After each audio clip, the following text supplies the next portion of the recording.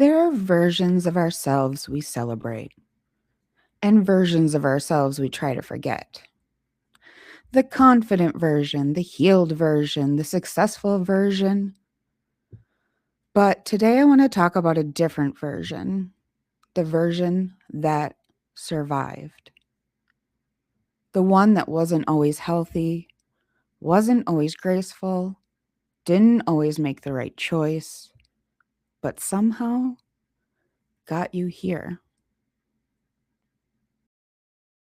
What if the parts of yourself you dislike most were actually trying to protect you?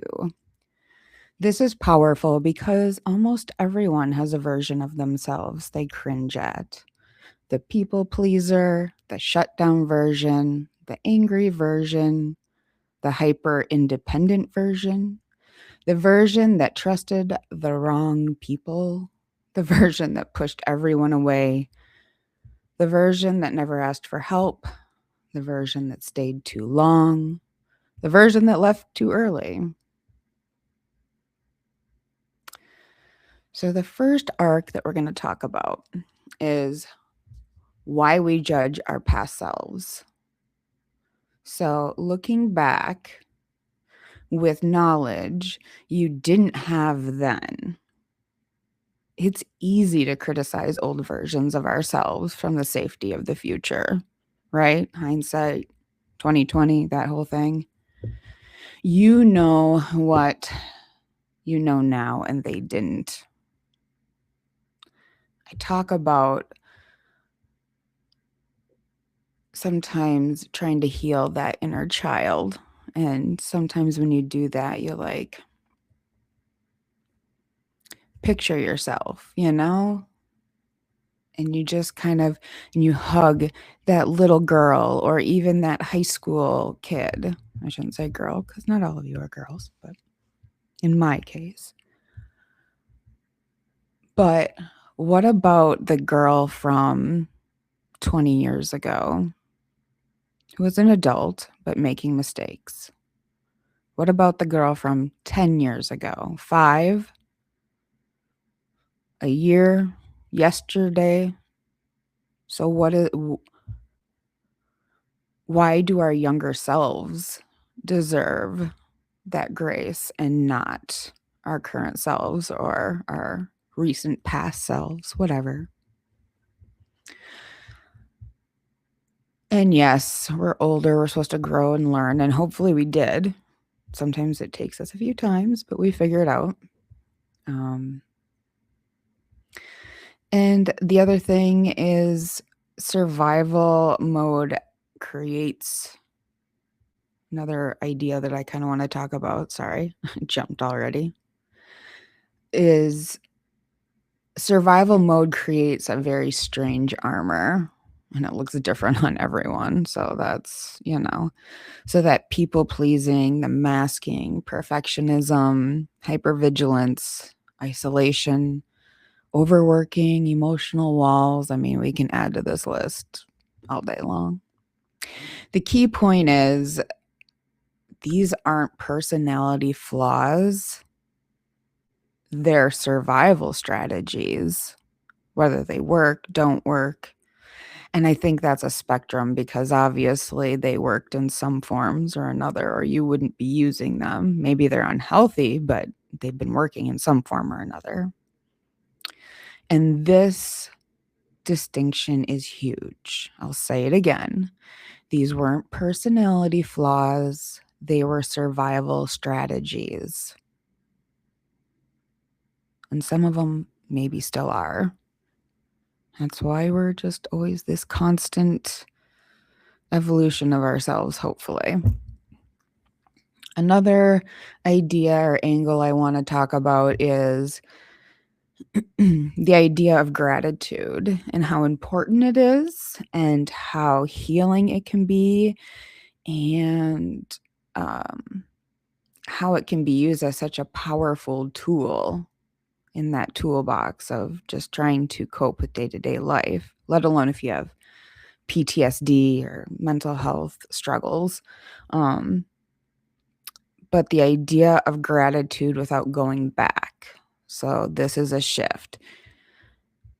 It's not about saying that everything you did was fine, but it's okay to say, I understand why you became that person. I understand why you made some of those choices. And I don't know, maybe you'll look back at past versions of yourself and go, no, I still have no clue why I did that, or, and that's okay too. You're not always going to understand all facets of yourself or anyone else, obviously. And that's where healing lives, like in that grace and gratitude. Yeah. So, once again, that duality drop, this one practically writes itself. You can outgrow a version of yourself and still be grateful that they protected you. You can release survival strategies without hating the person who needed them at that time. I want to also add that if you are still stuck on some of those, that while I'm not going to say that that's fine or paint that kind of a picture, at the same time, if you're still currently needing them, that is where you are, and you need to, or not need, sorry, you deserve grace as well. So we are all on this journey and at different points, and you'll hear it said over and over again, healing isn't linear. So that's definitely true. So I just encourage you to keep going. Even if you get up and you're just surviving today, that's okay too. It's easy to get stuck there sometimes. And sometimes the hard part is when you pull out of survival and you actually get on somewhat of an, hey, I'm not just living in survival mode every day now. And then you have to go back a little bit into that survival mode, and it can be so triggering. Yeah. But once again, give yourself grace and just, I don't know, that's where that gratitude comes in too.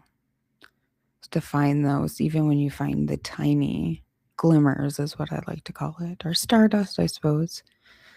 Some of that tiny stardust, those glimmers. So, looking at some practical magic, I'm going to ask you, what was that version protecting? So, maybe not even why was I like that? Ask more about what was I trying to survive? It's a totally different question. And once again, it offers a little more grace and much more compassion. And while, yes, I guess some of us maybe can give ourselves too much compassion or grace, at the same time, most human beings I meet, even ones that, I don't know, I guess I don't see people usually as horrible human beings. Sometimes they have really horrible qualities, but I think everybody deserves love and grace to some degree. And going in for a cosmic pull in tarot, I think this episode would scream the Strength card. That Leo lion on there. And not because you're strong now, because you already were. You survived. You adapted. You endured. Strength isn't the healed version. It's often the version that kept going before healing was even possible. You think about especially those moments when you're like, I am at the peak here. I cannot one more second, like the agony, whether it be physical or emotional pain, frustration, whatever, when you just get to that peak where you're like, I can't, not one more instant. That is where that strength, that resiliency shows itself at its greatest. And so I guess when you're starting to feel in that stuck, in that in between, in that waiting space that we talk about, the waiting room,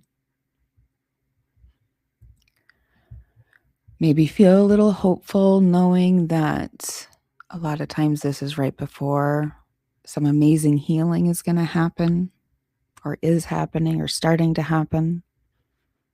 And sometimes that's all you can do is hold on to some hope. Lean on the people you can and hold on to the hope that you have. Find that gratitude where you can. Not that that's easy by any means. So, I did have chat going the other day. I did not receive any texts, but as always, if you want to text in to the text line, if you feel more comfortable, you're always welcome to go into a chat, especially on Twitch is where I'm usually most active in the chat. You're welcome to do that. Otherwise, you can remain completely anonymous. And that number is 786 588 LUNA. I actually should probably have that up on the graphic as I'm recording. So let me double check that, because I would really hate to give you the wrong number, right? That would be horrible. But yes, so text in, and I really would like to hear from you guys specifically. I said I was double checking that number just to make sure, but I have to go through all 5 millions of my things. Sorry. Well, I'm not apologizing, actually. This just happens sometimes.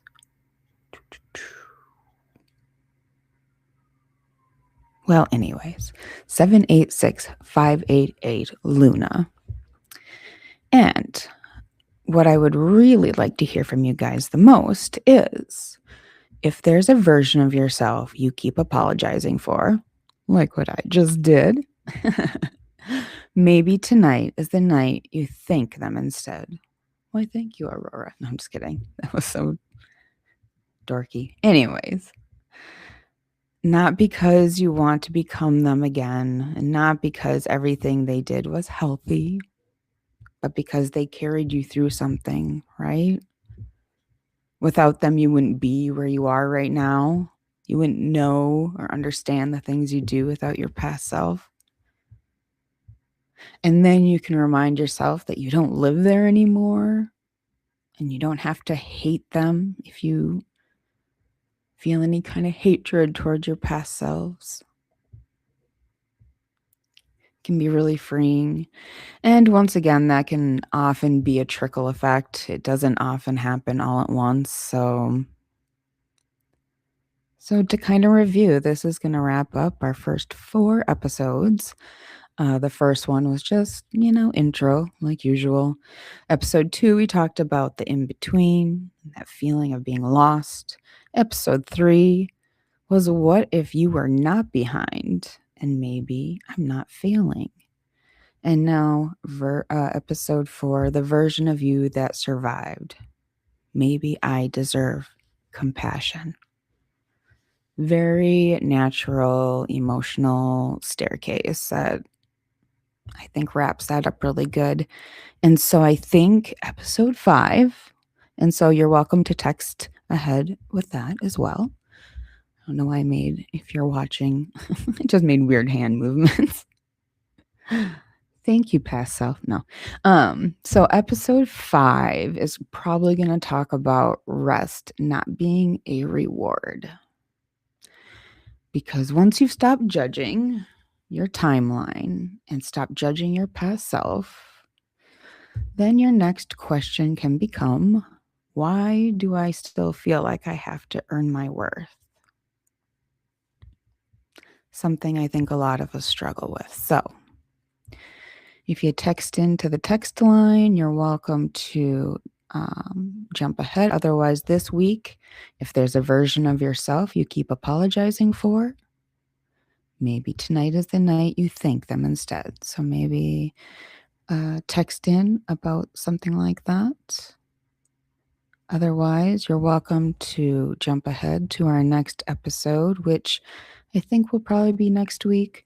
But why do I still feel like I have to earn my worth? And what I would like to end on is that I want to remind you that you don't have to earn your worth because you are already worthy. And I know that maybe sounds cliche or like someone just blowing smoke, but if someone hasn't reminded you, you are worthwhile and you have a purpose. You have many purposes, most likely, and you are loved. And on that note, until next time, Moonbeams, see you later.